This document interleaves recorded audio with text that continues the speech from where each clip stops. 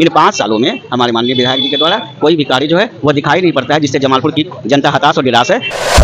जमालपुर की जनता ने सिरमौर देकर के हम अपने माननीय विधायक को राजा बनाने का काम किया, लेकिन वही विधायक जी ने जनता के साथ उनको हाशिए पर ला दिए।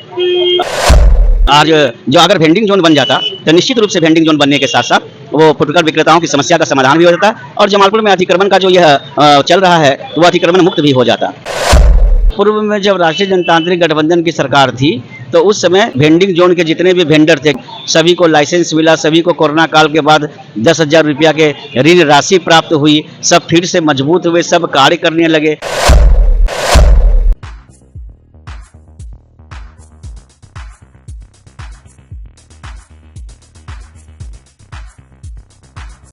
नमस्कार, मैं हूं पवन कुमार चौधरी। आप देख रहे हैं स्टार ब्लू न्यूज। चैनल पर पहली बार आए तो चैनल को अभी सब्सक्राइब करें, वीडियो को लाइक करें और अधिक से अधिक शेयर करें। जमालपुर शहर के फुटकर विक्रेताओं के ऊपर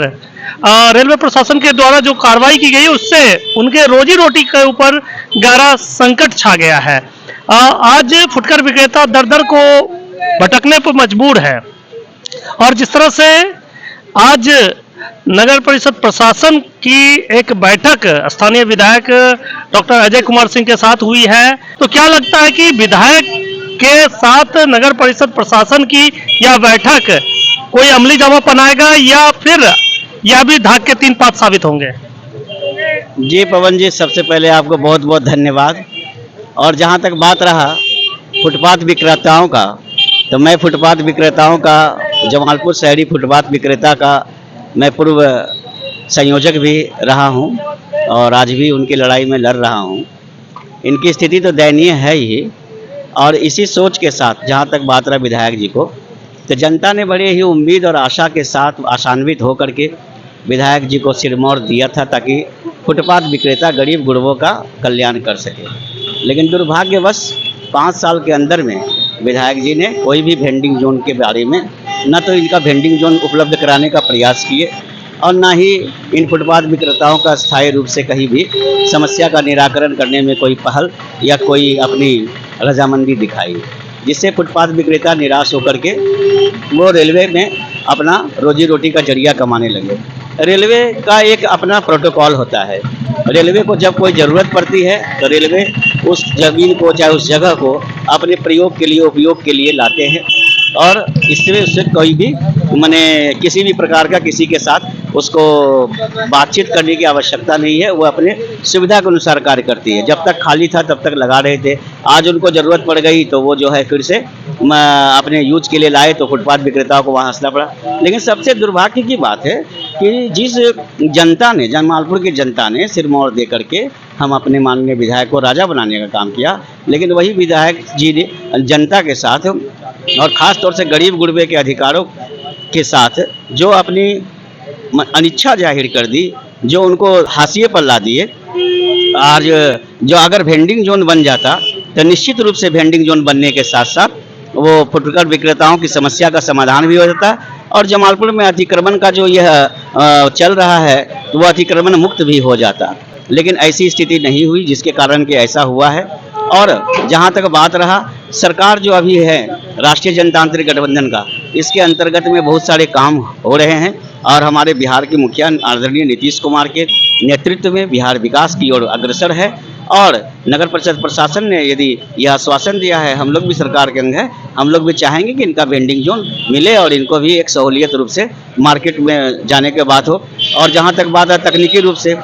वास्तविक बात है कि तकनीकी रूप से जो भी इसका मार्केटिंग कॉम्प्लेक्स का उसमें ज़्यादा से ज़्यादा राशि का उपयोग होता है। पहले जगह को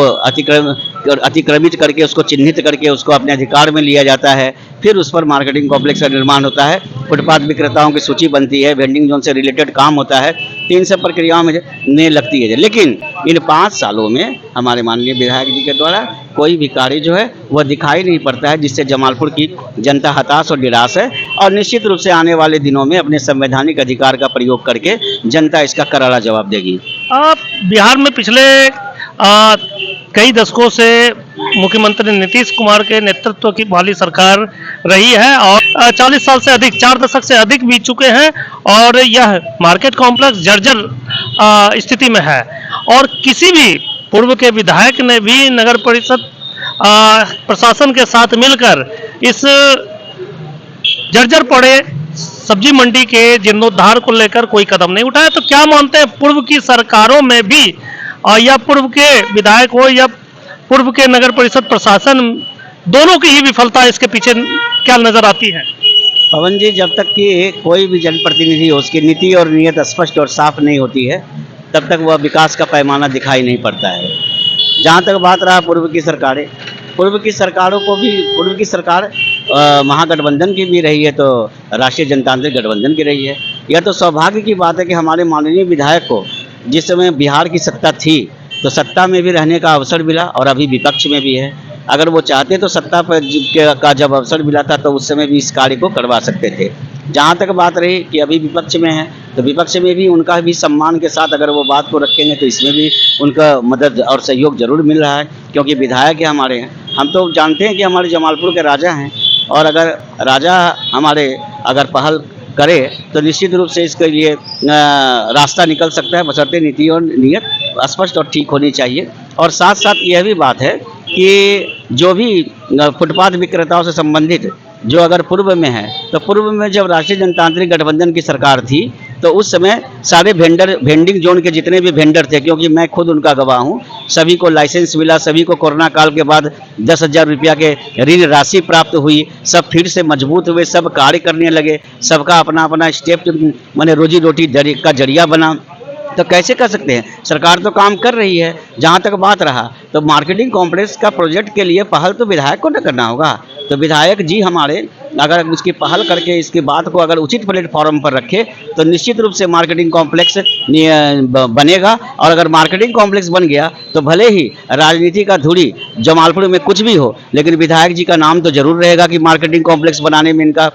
सहयोग रहा है। लेकिन ऐसी कोई बात नहीं है, झाग के तीन पात हैं और विधायक जी का जो कार्य है और आज जमालपुर को देख लीजिए, चाहे सड़क हो चाहे कुछ भी हो, तो इसके लेकर के तो जनता पहले से मन बना चुकी है और आने वाले चुनाव के दिनों में भी आशान्वित होकर के जनता संवैधानिक उपयोग करके इसका करारा जवाब देगी। जिस तरह से